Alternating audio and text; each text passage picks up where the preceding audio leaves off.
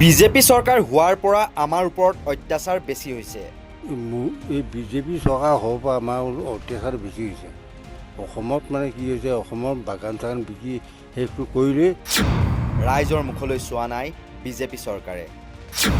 আমাৰ মূৰত কুঠাৰ মাৰি গৈছে বিজেপিয়ে। চৰকাৰে কৰিছে কি, নিজৰ কমৰটোহে ভকত কৰিছে, ৰাইজৰ মুখলৈ চোৱা নাই। আমাৰ মূৰত কুঠাৰ মাৰি কৰিছে কি, দিনে দিনে বস্তুৰ দাম বাঢ়ি গৈহে আছে।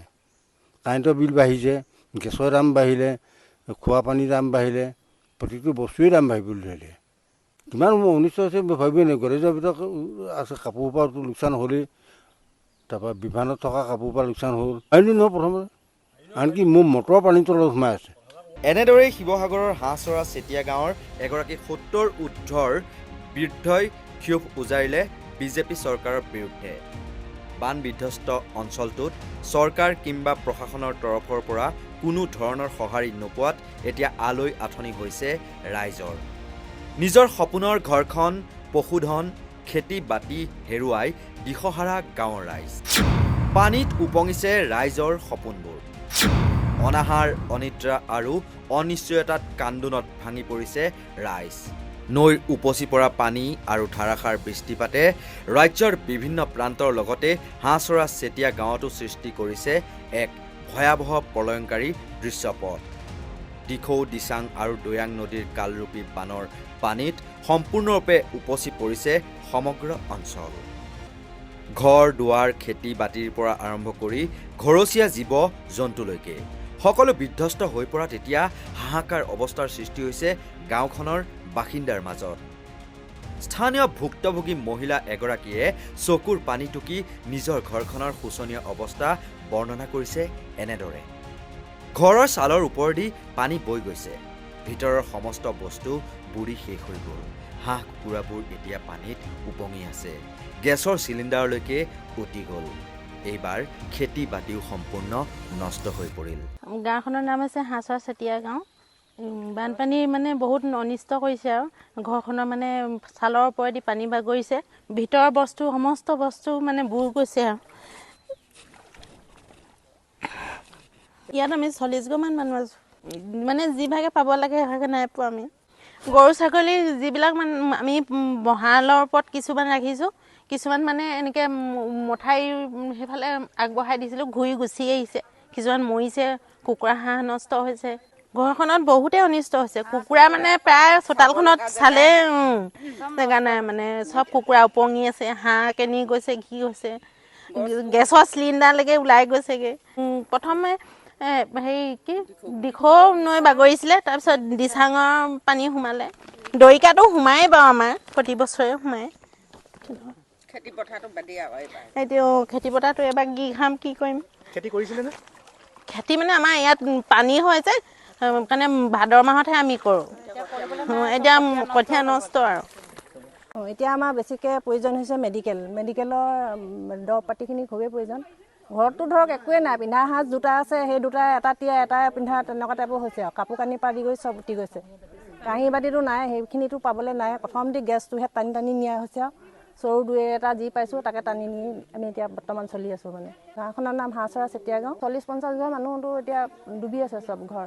হাঁহচৰা চেতিয়া গাঁও বানপানীৰ সমস্যা, ঘৰ চাউল মানে ওপৰেদি পানী বাগৰিলে, ধান চাউল সকলো পশুধন হৈ চব হাঁহ কুকুৰা ক'ত গ'ল ঠিকনা নাই। ঘৰৰ বস্তুবিলাক সকলো মানে তিতি বুৰি অৱস্থা নাইকিয়া হৈ আছে। আমি উপায় নাইকিয়া হৈ এখন শিবি পাতি পিনি চট এখনৰ ওপৰতে জীয়াই আছোঁ। ইয়াত মানুহ কমেও 40 ঘৰমান আছে। সাহাৰ্য মানে আৰু যিভাগে পাব লাগে নাপাওঁ, পোৱা নাই। মুঠতে এনেই কম আৰু চাউল কেইটামান, দাইল কেইটামান। বিশেষকৈ আমাৰ পানীৰ অভাৱ হৈছে, আমাৰ বহুত কষ্টত পানীৰ কাৰণে অসুবিধা পাইছোঁ। একেদৰে গাঁওখনৰ এজন বয়োজ্যেষ্ঠ ব্যক্তিয়ে বানৰ তাণ্ডৱক প্ৰলয় আখ্যা দি নিজৰ ক্ষোভ আৰু দুখ ব্যক্ত কৰে। তেওঁ জনায় যে তেওঁৰ সমগ্ৰ জীৱনকালত এনে ভয়াৱহ বানপানী কাহানিও দেখা নাছিল। ওখ মথাউৰি আৰু কোনোমতে থকা আশ্ৰয় শিবিৰত আশ্ৰয় লৈ থকা লোকসকলৰ এতিয়া থকাৰ বাবে সুব্যৱস্থা নাই, খোৱা পানীৰ সুবিধাও নাই। পোহনীয়া গৰু ছাগলীসমূহ অনাহাৰত মৰিবলৈ উপক্ৰম হৈছে। বহু চেষ্টা কৰি সংৰক্ষণ কৰি ৰখা ধানৰ বস্তাও পানী সোমাই পচি নষ্ট হৈ পৰিছে। ইয়াৰ উপৰি পানীৰ পাম্পৰ মটৰলৈকে ধৰি অন্যান্য মূল্যৱান সামগ্ৰীও এতিয়া পানীৰ তলত। বানৰ পিছত সময়ছোৱাত খেতিৰ বাবে প্ৰয়োজনীয় কঠীয়াখিনিও নষ্ট হৈ পৰাত অনাগত দিনত কেনেকৈ দুবেলা দুমুঠি আহাৰৰ যোগান ধৰিব তাক লৈ গভীৰ অনিশ্চয়তাত ভুগিছে খেতিয়কসকল। চৰকাৰ আৰু প্ৰশাসনৰ ফালৰ পৰা প্ৰয়োজনীয় সাহায্য পৰ্যাপ্ত পৰিমাণে নোপোৱাৰ অভিযোগ তুলিলে 70 ঊৰ্ধৰ এগৰাকী লোকে। হাঁচৰ চেতিয়া গাঁও বানপানী হৈছে। আগত তেনেকুৱা বানপানী দেখিছিল নে? নাই দেখা। তললৈ প্ৰায় 40 মানে সৰফাল মানুহ গুচি গ'ল, ওপৰলৈ গুচি গ'ল এই শিবিৰত চাগে, আৰু য'ত ত'ত মৃত্যুৱে চুটুৱে ঘৰলৈ গুচি গ'ল বামলৈ। বাকীৰ পৰা আমি যিখিনি যাব নোৱাৰা হ'লেও সেইখিনি ইয়াত আছোঁ। খোৱা চাৰৰ লোকৰ চাৰৰ ওপৰত আৰু সেই ঘৰৰ অৱস্থা নাই, তলখন বুৰি আছে। ভাগ্য ভাল আমি থকা জেগাডোখৰত নতুনকৈ চাৰ এখন দিছিলে মানুহঘৰে, সেই চাৰখন মুকলিৰ কাৰণে আমি তাতে কেম্প পাতিবলৈ ল'লোঁ। এই পলয় বুলি কয়, এই পলয় হ'ব আৰু কি হ'ব। জীৱ জন্তুবিলাক কি হৈছে আপোনালোক? জীৱ জন্তু মানে খাব নাপায় মৰিব আৰু কি হ'ব, ভাৱ অনাটন বেছি হ'ব, চুৰ ডকাইত বেছি হ'ব, খাদ্যৰ কাৰণে আমাৰো অৱস্থা বেয়া হ'ব। এতিয়া এই পানী শুকাই যোৱাৰ পিছত এইটো কঠীয়াটো কাৰো নাই, চব মৰি শেষ হ'ল। মৰি শেষ হৈ যোৱাৰ পিছত আকৌ নতুনকৈ কঠীয়া পাৰি মাটি ৰুবলৈতো আৰু দিন নাই। হ'ব কঠীয়া গজিব কেতিয়া, ৰুম ক'ত, আৰু পিছতে আৰু বৰষুণ নপৰিব তাৰমানে নাই। চৰকাৰে কৰিছে কি নিজৰ কমৰটোহে ভকত কৰিছে, ৰাইজৰ মুখলৈ চোৱা নাই। এই বিজেপি চৰকাৰ হোৱাৰ পৰা আমাৰ অত্যাচাৰ বেছি হৈছে। অসমত মানে কি হৈছে, অসমৰ বাগান চাগান বিকি শেষটো কৰিলেই আমাৰ মূৰত কোঠা মাৰি কৰিছে কি, দিনে দিনে বস্তুৰ দাম বাঢ়ি গৈহে আছে। কাৰেণ্টৰ বিল বাঢ়িছে, গেছৰ দাম বাঢ়িলে, খোৱা পানীৰ দাম বাঢ়িলে, প্ৰতিটো বস্তুৱেই দাম বাঢ়িবলৈ ধৰিলে। কিমান অনিষ্ট হৈছে ভাবিবই নাই। গণেশৰ ভিতৰত আছে কাপোৰৰ পৰাতো লোকচান হ'লেই, তাৰপৰা বিমানত থকা কাপোৰৰ পৰা লোকচান হ'ল। আহিলোঁ নহয় প্ৰথমে, আনকি মোৰ মটৰ পানীৰ তলত সোমাই আছে, মটৰ পানীৰ তলত সোমাই আছে, মটৰ তুলিবলৈ সময় নহ'ল। তত মুহূৰ্ততে গৰু ধানখিনি বচাবনে এতিয়া বাকী বস্তু বচায়।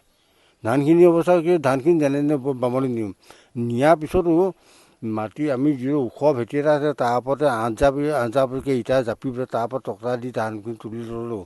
থোৱাৰ পিছতো কৰিলে কি তলৰ মানে 9 বস্তামান ধান তিতি গ'ল, ওপৰখিনি যাই তাই মানে ওখ ভঁৰাল। সোণাৰীতো একেই অবৰ্ণনীয় পৰিৱেশ। সাংবাদিক মৃদুল নিবিড় বৰগোহাঁইক সাৱটি ধৰি পৌৰসভা এলেকাৰ 14 নং ৱাৰ্ডৰ আইতাৰ কৰুণ বিননি। নিজে ভুক্তভোগী তথা মৰমৰ ঘৰখন বানে বিধ্বস্ত কৰা সাংবাদিকগৰাকীয়ে আইতাগৰাকীক সান্তনা দিয়াৰ বাহিৰেনো কৰিব কি?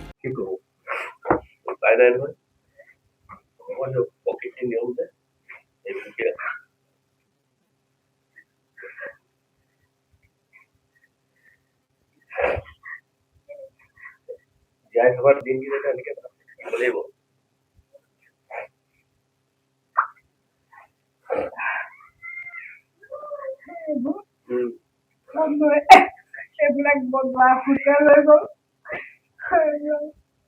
বানপানীয়ে সকলোখিনিয়ে ক্ষয় ক্ষতি কৰিলে, ভিতৰৰ বস্তু সমস্তখিনি কৰিলে। বাহিৰতো বাৰীঘৰৰ কথা ক'ব নালাগে, বাৰীঘৰটো সমস্ত শেষেই, একোৱেই নাই, বাৰীত একো নাই, ভিতৰতো নাই, বাৰীতো নাই, মানে ধান চাউল কাপোৰ কানি মানে সমস্তখিনি, মাত্ৰ মানুহকেইটা জীয়াই আছোঁ আৰু মানুহকেইটাহে জীয়াই আছোঁ। মানে ওপৰতে আঁঠুৱা নিচিনা দেখিছিলোঁ, সেইটোৱে তাত পানীত জুবুৰা খাই কঁপনি উঠিছে নহয়, একদম কঁপিছোঁ। ল'ৰা ছোৱালীকেইটাও মানে খুব কঁপিছে, তাহাঁতি এই কৰিডৰটো নথকাহেঁতেন গোটেই ল'ৰা ছোৱালী চব মানে আমি উঠি গৈ লৈ পৰিলোগৈহেঁতেন। কাৰণ কেলৈ আমাৰ বলিন কলিতাহঁতে আমাক উদ্ধাৰ কৰিবলৈ আহিছিলে, কিন্তু ইমানেই পানী ইমান সোঁত পানী, সেই সোঁতে কোনোৱে আমাক উদ্ধাৰ কৰিবলৈ আহিব নোৱাৰে। সেইটো কেতিয়াও আমি কাকো নুদুখোঁ, মানে এইবোৰ আহিও আমাক উদ্ধাৰ কৰিব নোৱাৰিলে, আৰু আমিও ফোনৰ কোনো যোগাযোগ নাই। কি কৰিম এতিয়া? সেই ল'ৰাটোৱে কি কৰিলে, পাইপ দুটামান ওপৰত আছিলে, সেই ইটা ফুটাবিলাকতে দি পেলাই আমি কাঠৰ বাটাম দুটামান দি তাতে গোটেইখিনিকে তুলি দিলে।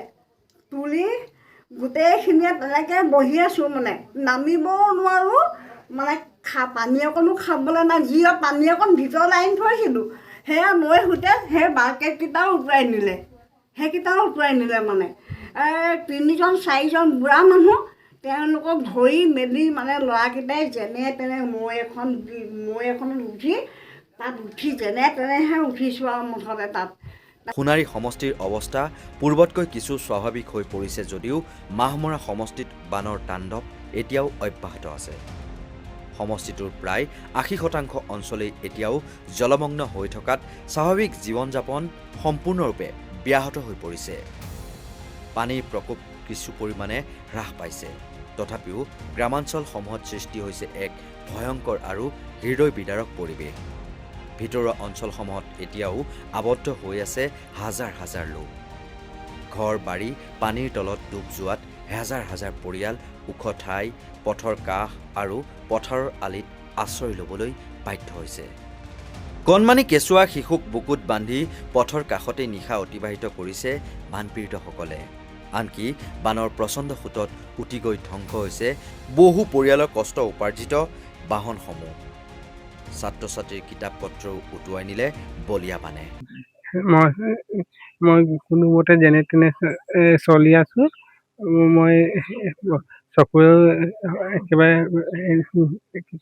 নেদেখোঁ। কোনোমতে মই চলি আছোঁ। মই যাতে প্ৰশাসন বিষয়ে মোক যাতে কিবা হেৰি কৰি যাতে মই চলিব পৰা সহায় কৰে। বানপানী আপোনাৰ ঘৰটো ডুবাই দিলে নেকি? হয়, বানপানীয়ে ঘৰটো ডুবাই গোটেই জোৰা হেৰি কৰি দিলে। বিচনা তোচক চব হেৰি পানীতে হেৰি হৈ গ'ল। এতিয়া কি জনাব আপুনি? চৰকাৰে মই এতিয়া জনা যিমানখিনি বয় বস্তু পাতি হেৰি নষ্ট হেৰি হৈ গ'ল, সেইখিনি যাতে চৰকাৰে হেৰি কৰি দিয়ে যেন বিধায়ক ব্যৱস্থা কৰে। বিধায়ক ডাঙৰীয়া এতিয়ালৈকে আহি পোৱা নাই। এই ভিতৰুৱা অঞ্চলটোলৈ আহি এই অঞ্চলটোৰ এজন যুৱকৰ ঘৰত উপস্থিত হৈছেহি। নথৈ আমি আনন্দিত হৈছোঁ। আমি ভাবোঁ এই মিডিয়াৰ যোগেদি এই ল'ৰাজনৰ বিশেষ কিবা এটা উপকৃত হোৱাকৈ আমাৰ সহায় কৰি তেওঁৰ গৃহটি কিছু নিৰ্মাণ কৰি দিয়ে। আমি এতিয়া বিশেষকৈ মই ঠিকনাটো ক'ব পাহৰি গৈছোঁ। চৰাইদেউ জিলাৰ ধামধুলি গাঁৱৰ অন্তৰ্গত এইটো ধামধুলি গাঁৱৰ গড়বস্তি চুবুৰী বুলিও কোৱা হয়। তাৰে চামাদ আলি ঘৰলৈ আপোনালোকে আহিছে। আমি স্থানীয় প্ৰশাসনক, মন্ত্ৰী, বিধায়ক আৰু NGO সকললৈ, দল সংগঠন সকললৈ আহ্বান জনাইছোঁ। তেখেতসকলেও যদি কিঞ্চিত পৰিমাণে হ'লেও কিবা এটা সহায় কৰি এওঁক উদ্ধাৰ কৰে, যিহেতু এওঁ এজন বিশেষভাৱে সক্ষম লোক আৰু এওঁৰ পিতৃ মাতৃ এই সংসাৰত আজি বহু বছৰ আগতেই এৰি থৈ গৈছে। এওঁ এতিয়া অকলশৰীয়াকৈ থাকে এইটো ঘৰত। গতিকে সেইখিনি কথাকে আমি আপোনালোকৰ আগত অৱগত কৰিছোঁ। আপোনালোকে থ্ৰুৱেদি যাতে সকলোৱে সচেতন হৈ যিমান পাৰে চেষ্টা কৰিব বুলি। ইয়ালৈ মানে আহে কোনোবা NGO বা কোনোবা এজন ব্যক্তিগত সমাজসেৱক ব্যক্তি, তেনেকে দুই এজনে আহিছে।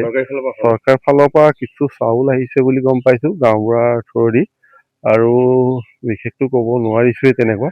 আৰু বিশেষ আমাকে দুখ লগা বিষয় যে বিধায়ক মহোদয় এতিয়ালৈকে এইটো অঞ্চল বা এইটো চুবুৰীলৈ অহা নাই। আৰু ৰাজ্যসভাৰ সাংসদ যোগেন মোহন দেৱ যোৱাকালি আহি চাই মেলি গৈছে। বিশেষ তেখেতেও তেনেকে অনুদান দিব পৰা নাই। বিধায়ক সৰোজ দিহিঙীয়া দেৱ আমাৰ এই অঞ্চলৰ বিধায়ক। তেখেত অকণমান দুখ লাগিছে বাৰু। এপাক আহি যদি আমাৰ পৰিস্থিতিটো বুজ লৈ গ'লহেঁতেন, আমাৰ এই অঞ্চলৰ সকলো ৰাইজেই নথৈ আনন্দিত হ'লহেঁতেন। সেইকাৰণে আমাৰ ৰাইজে অলপ খুব গতিকে আৰু কি ক'ম, তেখেতসকলো হয়তো ক'ৰবাত ব্যস্ত হৈ আছে নাজানো, কিন্তু এনেকুৱা এটা ভিতৰুৱা অঞ্চলত অহাটো খুব জৰুৰী আছিল বুলি মই ব্যক্তিগতভাৱে ক'ব বিচাৰোঁ। ইফালে বিপদৰ এই সময়ছোৱাত বিভিন্ন স্থানত উদ্ধাৰ অভিযান চলিছে যদিও জিলা প্ৰশাসনৰ ভূমিকাক লৈ তীব্ৰ ক্ষোভ উজাৰিছে স্থানীয় ৰাইজে।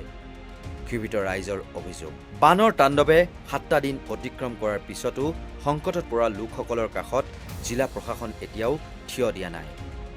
কেৱল এটা হেল্পলাইন নম্বৰ মুকলি কৰিয়েই প্ৰশাসনে নিজৰ দায়িত্ব সামৰাৰ অভিযোগ উত্থাপিত হৈছে। জনসাধাৰণৰ লগতে আমাৰ দিনে ৰাতি আচলতে জনসাধাৰণৰ কাৰণে কাম কৰি থকা সেৱা কৰি থকা আমাৰ সাংবাদিক সতীৰ্থসকলৰ বহুকেইজন 12জনতকৈ অধিক লোকৰ গৃহ ইতিমধ্যে বুৰাই পেলাইছে, বিধ্বস্ত হৈছে, সম্পূৰ্ণ আচলতে ঘৰ সা সম্পত্তি বিনষ্ট হৈছে। আৰু এই ক্ষেত্ৰত চৰকাৰৰ পৰা দিছে, আমি নিদিওঁ বুলি এইখিনি নিদিয়ে বুলি ক'ব পৰা নাই। আমাৰ যিজন আচলতে বিভাগীয় মন্ত্ৰী আৰু আমাৰ নিজৰ সমষ্টি ডিমৌ সমষ্টিৰ বিধায়ক সুশান্ত বৰগোহাঞি আহিছে, প্ৰথম দিনা দ্বিতীয় দিনা মাত খাই কিন্তু বন্যকান্তৰ কাষত থিয় হৈছে। কিন্তু যি ধৰণে আচলতে আমি সাহায্য পাব লাগে বন্যকান্তই সেইধৰণে পোৱা নাই। আচলতে খাদ্য সামগ্ৰী কিছু দিছে, কিন্তু সেয়া পৰ্যাপ্ত হোৱা নাই, এনেধৰণে বিধ্বস্ত হৈছে। তাৰপিছত আমাৰ ভঁৰাল ধান আছিলে সকলো শেষ, তলত আচলতে আমি চাউল প্ৰস্তুত কৰি থৈছিলোঁ, উলিয়াই থৈছিলোঁ, সেইবোৰ সকলো শেষ। এতিয়া পেটত আচলতে গামোচা মাৰিবলগীয়া অৱস্থা। কিন্তু তেওঁলোকে ঠাণ্ডা পানী বা বিস্কুট এনেকুৱা ধৰণৰ জাতীয় দিছে। কিন্তু এটা কথা ক'বলৈ আমি অসমৰ দৌল সংগঠনক বহুত ধন্যবাদ জনাইছোঁ হৃদয়ৰ পৰা, যে প্ৰতি মুহূৰ্তত শদিয়াৰ পৰা ধুবুৰীলৈকে সংগঠন বিভিন্ন অনুষ্ঠান সহৃদয়মান লোক আহি কিন্তু আমাৰ এই বন্যাক্ৰান্তৰ কাষত থিয় হৈছে। সেইটো ক'ব লাগিব। এই মুহূৰ্তলৈকে আপুনি ভাবিব নোৱাৰে, তেওঁলোকে খাদ্য সামগ্ৰীৰ পৰা, পানীৰ পৰা, ডেটল চাবোনৰ পৰা, জনস্বাস্থ্যৰ প্ৰতি ভাবুকি আহিব পৰা যিসমূহ সামগ্ৰী, সেইসমূহ কিন্তু আমাৰ দৌল সংগঠন আৰু ব্যক্তি বিশেষে দিছে। আমি দৌলৰ নাম ক'ব বিচৰা নাই, বহুত দৌল আচলতে মহিলা সংগঠন আছে, তাত জাতীয় সংগঠন আছে, বিভিন্ন ধৰণৰ অনুষ্ঠান প্ৰতিষ্ঠান আছে, কিন্তু আমাৰ কাষত থিয় দিছে। এই পাহতে তেওঁলোকলৈ আমি ধন্যবাদ জনাইছোঁ, চৰকাৰলৈ ধন্যবাদ জনাইছোঁ। আৰু এটা আমি বন্যাক্ৰান্ত হিচাপে, বানাক্ৰান্ত হিচাপে চৰকাৰলৈ এটা আহ্বান জনাইছোঁ, অনুৰোধ জনাইছোঁ মুখ্যমন্ত্ৰী মহোদয়লৈ, যাতে এতিয়া যিখন ছবি সকলোৱে দেখিছে, বানে ধুই থৈ গ'ল একো নাই, কিন্তু ইয়াৰ পিছত আচলতে জনস্বাস্থ্যৰ প্ৰতি ভাবুকি আহিব পাৰে, ভাবুকি আহিছে। আৰু আমিও নিজে আক্ৰান্ত হৈছোঁ, জ্বৰত আক্ৰান্ত হৈছোঁ, ৰক্তচাপত আক্ৰান্ত হৈছোঁ। ইয়াৰ পিছত যিখিনি শুকাই গৈছে, ইয়াৰ পিছত জনস্বাস্থ্যৰ প্ৰতি ভাবুকি আহিছে, বেমাৰ আজাৰ হৈছে। এইসমূহ নিৰ্মূলৰ ক্ষেত্ৰত যাতে অঞ্চলে চৰকাৰে বা আমাৰ স্বাস্থ্য বিভাগে মেডিকেল কেম্পৰ ব্যৱস্থা কৰে, ইয়াত চিকিৎসক বা চিকিৎসা কৰ্মী দিয়াৰ ব্যৱস্থা যাতে জনসাধাৰণে উপকৃত হ'ব। আৰু এইখিনি আমি কাটৰ অনুৰোধ জনাইছোঁ। যিখিনি হৈ গ'ল আমি ভগৱানৰ লীলা বুলি ধৰিছোঁ, ইয়াত প্ৰকৃতিৰ ধ্বংসলীলা। তাৰপিছত যাতে স্বাস্থ্য ভালে থাকে, সকলোৱে যে সুস্বাস্থ্য থাকে, এইখিনি কামনা কৰিছোঁ। আৰু সেইখিনি থাকিবলৈ হ'লে স্বাস্থ্য বিভাগে অতি তৎপৰতাৰে ব্যৱস্থা গ্ৰহণ কৰিব বুলি আমি আশা কৰিছোঁ। এইখিনি কৰিলে নিশ্চয় ৰাইজ সুখী হ'ব। প্ৰশাসনৰ প্ৰয়োজন হয় যিকোনো বা বাতৰি ক্ষেত্ৰত। সাংবাদিকসকল আজি বানত বগাইছে, আমি দিবলগীয়া হয়, আনক বাতৰি দিবলগীয়া হয়। আজি কিন্তু আমি সৰ্বশ্ৰান্ত। আৰু যিদিনাখন দেওবাৰ হৈছে, সেই দেওবাৰে এই ধুমুহা জাক আহিছে, বান আহিছে, আৰু প্ৰায় 7 বজাৰ পৰা 8 বজাৰ ভিতৰত 5-10 ভিতৰত সকলো শেষ হৈ গৈছে। গতিকে খোৱাপানী আৰু খাদ্যৰ তীব্ৰ সংকটত পৰা আশ্ৰয়হীন বানপীড়িতসকলে এতিয়াও জিলা প্ৰশাসনৰ প্ৰত্যক্ষ সহায় সহযোগিতালৈ বাট চাই ৰৈছে। ব্যুৰো ৰিপৰ্ট, নৰ্থ ইষ্ট নাও।